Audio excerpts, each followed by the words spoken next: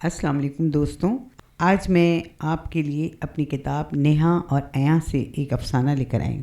سنیے اور بتائیے آپ کو کیسا لگا۔ میں پتھرائی ہوئی آنکھوں سے نہ تو دنیا کو دیکھنا چاہتی ہوں اور نہ ہی پتھر دل بن کے راستوں سے گزرنا چاہتی ہوں۔ آپ اسے میری فطرت کہہ لیں یا ایک لکھاری کی عادت۔ اسی لیے S2 میں رہنے والی، آنکھوں میں قندیل سی جلائے رکھنے والی شوخ سی فرحانہ سے میری ملاقات پہلے راہ چلتے ہوئے، پھر کبھی کبھی راہداریوں میں ملاقات ہوئی، اور پھر ہم اکثر ایک دوسرے کے گھر بھی آنے جانے لگے۔ آپ مصور ہو تو سوچئے گا کہ آپ کو یوں ہی ہر چہرہ متاثر نہیں کرتا۔ اسی طرح کسی خاص چہرے کے انداز میری فطرت کو اکساتے ہیں کہ میں انسانی نفسیات کا مطالعہ کروں۔ وہ مجھ سے ہر بات کہا کرتی تھی، اور اسے یہ ایکسائٹمنٹ بھی تھی کہ میں ایک کہانی کار ہوں۔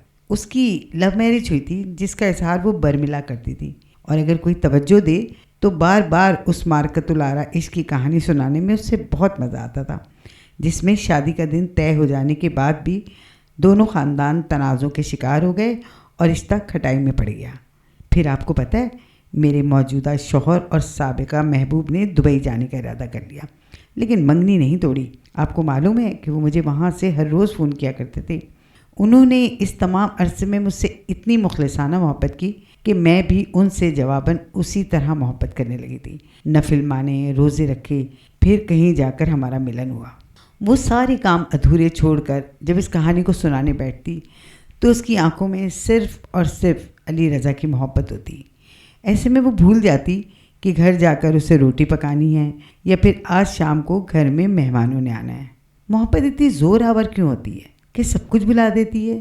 یہ بھی کہ ملن خواہ کتنا ہی خوبصورت کیوں نہ ہو، بہرحال شادی کے بعد صرف ایک روٹین ہی کی طرح ہو جاتا ہے۔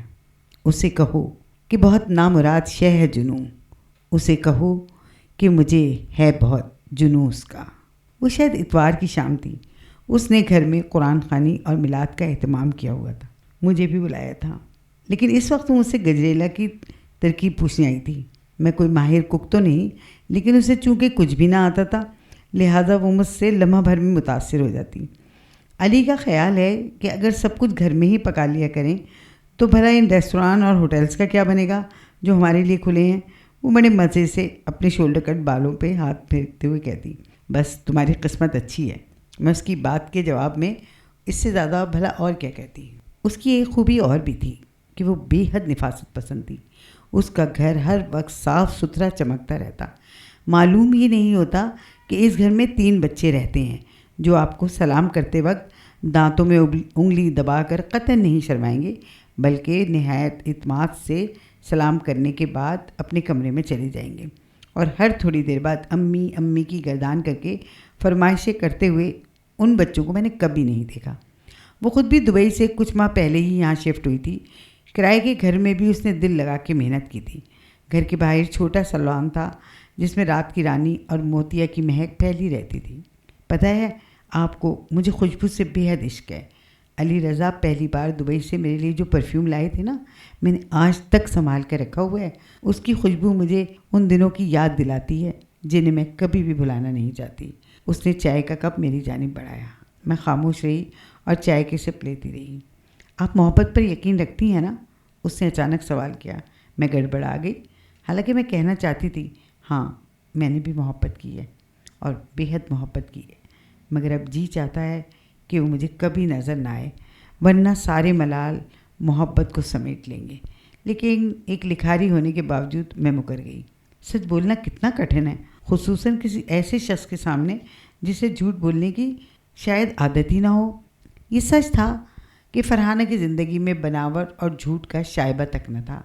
علی رضا کی محبت ٹھہرے ہوئے پانی کی طرح تھی، جس میں فرحانہ کی شتابی فطرتی کی وجہ سے لہریں اٹھتی تھیں۔ آپ کو پتہ ہے، علی رضا اپنے والدین سے بہت محبت کرتے ہیں، اکلوتے جو ہیں، لیکن نہ وہ ساتھ رہنا چاہتے ہیں اور نہ یہ ساتھ رکھنا چاہتے ہیں۔ آفس سے واپسی پر پہلے ان کے پاس جاتے ہیں۔ ایسے ہی ایک روز اس نے ایک اور سچ بتا دیا۔ تم نے کبھی کہا نہیں کہ انہیں ساتھ رکھیں؟ بے اختیار جملہ میرے لبوں سے پھسلا۔ کہا ہے، کئی بار کہا ہے، لیکن ان کا کہنا ہے کہ امی قطعی اس شادی کے حق میں نہ تھی، اور اب بھی اگر وہ ساتھ رہیں تو مسائل ہی پیدا ہوں گے۔ پھر وہ ان کا اپنا گھر ہے، اپنی راجدھانی وہ کھونا نہیں چاہتی، اور میں بھی سکون نہیں کھونا چاہتا۔ البتہ علی روزانہ آفس سے اٹھ کر پہلے اپنے ابو امی سے ملنے جاتے ہیں۔ ہر ہفتے ہماری فیملی چھٹی کا دن ان کے ساتھ گزارتی ہے، مل کر گھومنے کا پروگرام بناتے ہیں۔ اس نے بچوں کی کتابیں ریک میں سیٹ کرتے ہوئے اطمینان سے کہا، میری ساس ایک اسکول میں ہیڈ مسٹریس ہیں، علی ماہانہ خرچہ بھی دیتے ہیں، جس پر میں نے کبھی اعتراض نہیں کیا، نہ ہی کبھی اپنی جیب خرچ کی بات کی۔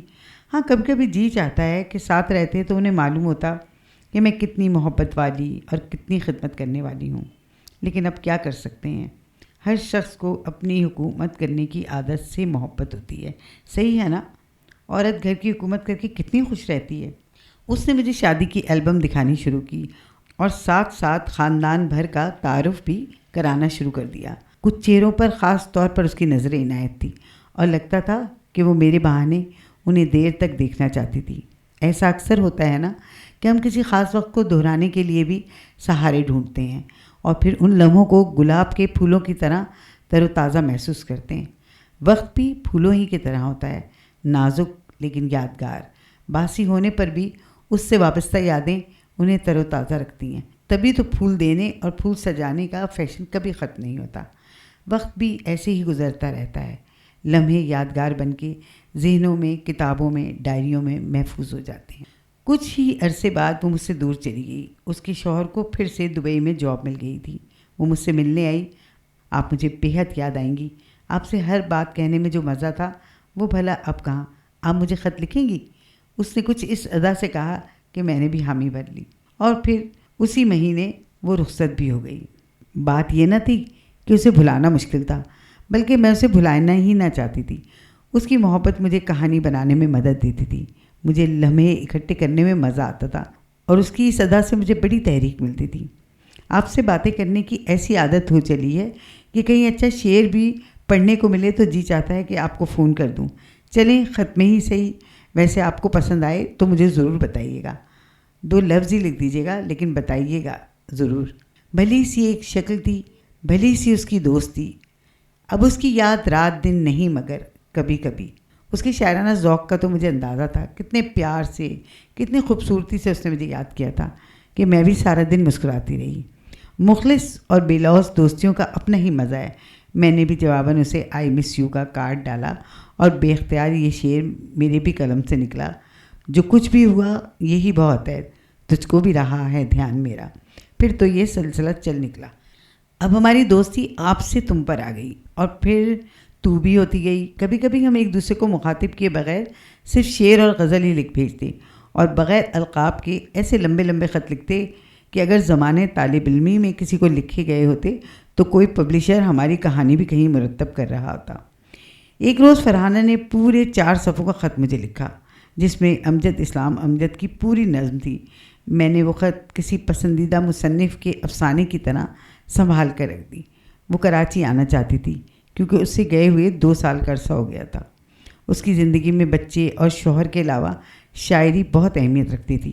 وہ اکثر مجھ سے نئے شاعروں کا تعارف کراتی۔ وہ ملنے میں جتنی لاپرواہ اور بے نیاز سے لگتی تھی، اس کی تحریر اتنی ہی جاندار اور سنجیدہ تھی۔